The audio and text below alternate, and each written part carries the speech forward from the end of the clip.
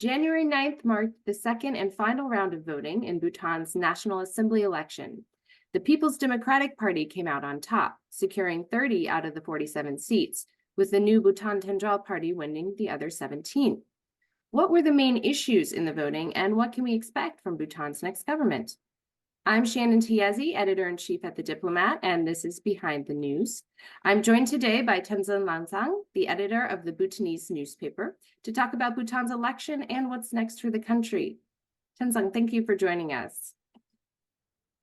The election campaign. Thank you for having me. The election campaign was dominated by discussions of economic crisis and Bhutan's brain drain, the loss of its youngest citizens to immigration. Is it safe to say that those are the biggest concerns for Bhutanese citizens right now? Yes, correct. The number one issue is the economy. I think after the pandemic, the Bhutanese economy hasn't really recovered, and in fact, it went worse. We have record low levels of foreign currency reserves. We have as a result, we have import ban where you can't import vehicles, luxury vehicles or vehicles, except for like some farm implements and all that. And then I think that is also linked to the migration in some ways, because in the longer term, I think Bhutan has an issue of economic stagnancy, where youth don't really see an economic future for themselves here, and which is why they've been migrating in numbers to, for example, Australia, Canada, UK, the Middle East even. So I think these were top of the mind issues in these elections. So how did the PDP convince voters that it was the right party to help turn Bhutan's economy around? Okay. So how PDP could convince the voters is based on its track record, because it formed the government between 2013 and 18 for 5 years. And when it entered in 2013, Bhutan was suffering from what we call a rupee crisis. Loans were kind of not being given, and it was essentially a foreign currency reserve crisis. And when they came in, they managed to kind of fix the economy. And when they left, the economy was doing well. So based on that track record, they said that, you've in the past, when you gave us a chance, we performed. Now that the economy is down, we can come in and perform. And also in terms of its manifesto, which was the most ambitious of all the 5 political parties that took part in this race. And its manifesto was heavily had a lot of heavy economic content in terms of FDI investment, in terms of job creation, in terms of facilitating private sector growth, and all of that. So because of that, I think, and its track record, the people voted for PDP and gave it the majority, and now it will be forming the government. So as you mentioned, the PDP was in government once before, 2013 to 2018. So based on its history then and its platform this time around, what do you think its top priorities are going to be on day one? What is the PDP going to try to accomplish? Yeah. So right now is the election petition period of 10 days that will continue from the declaration of results. So once it comes into government in the, let's say, next 1 week plus, on the first day in its manifesto, it has already announced it will take a series of economic decisions to kickstart the economy, to give the economy a boost. And the biggest of them will be, it will work towards creating a 15 billion Nultram kind of economic stimulus fund, which will be pumped into the economy right away in the form of credit, in the form of stimulus incentives, and then it's announced it will take a host of policy measures in the first day in office with regard to tourism and an economic advisory board and how it can raise FDI.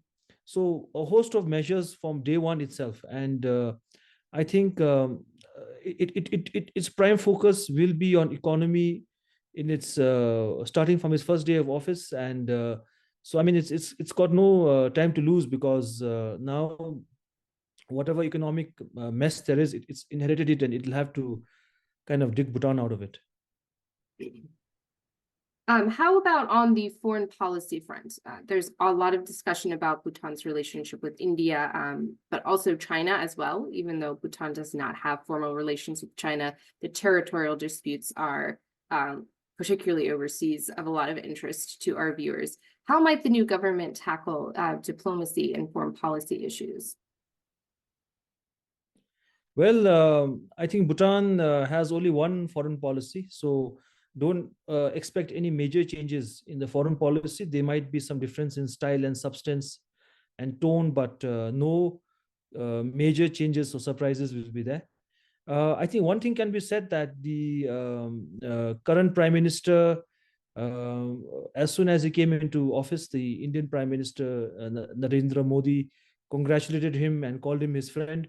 So he has a good working relationship with the current Indian Prime Minister. They know each other. I mean, in his past capacity as the Prime Minister from 2013 to 18 was during the first tenure of Prime Minister Modi's government in India, and they had a good working relationship. So, and then in terms of the other steps, I think the PDP president, who will now be the Prime Minister elect, Dashot Sering Tobge, he has traveled in his time as prime minister, and after that also traveled the world extensively. He knows a lot of world leaders, as well as leaders of multilateral agencies like the UN and the World Bank and all that. So he has a good international network.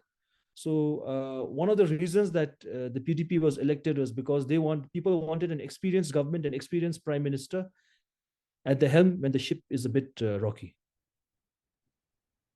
So, speaking a little bit more broadly, this was Bhutan's fourth general election since it became a constitutional monarchy. How would you evaluate the country's general democratic health? Well, I think the Bhutanese democracy has been evolving quite rapidly. As if I can state an example, in the first elections in 2008, it was quite polarizing. People took it a bit too seriously, and then there were cases where even like sisters were not talking to each other because they were supporting different parties. But over time, people have matured. They've realized that it's not a zero-sum game, that it's a process where it's a continuous process, and then where there is check and balance by various institutions. So democracy has really matured in Bhutan. And I can say that because I've noticed that each election is less polarizing. People have become more matured. They become smarter in selecting leaders, and they become quite discerning in terms of looking at the manifesto pledges and see who can deliver and not deliver. And one feature of Bhutanese democracy, which I find quite interesting, is that even though it's a young democracy, it keeps changing the government every 5 years. So it doesn't let anyone stay in power for too long, to get too entrenched or get too complacent. So whoever comes in is always on their toes. So I think in that way, democracy electorally has progressed. And otherwise also, I think people are, I mean, now more open. They can talk about the issues. I think I'm in the press, so while there are issues of sometimes access to information and all that, which is, I think, a universal problem, but I think the press also, we've been pushing our boundaries, and so I mean, yeah. So I think we are evolving, and evolving for the better, I would say.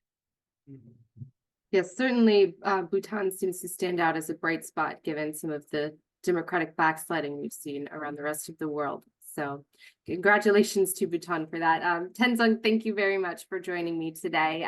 Thank you to our viewers at home for tuning in. Please subscribe to the Diplomat's channel if you'd like to see more videos like this. And I hope to see you next time on Behind the News.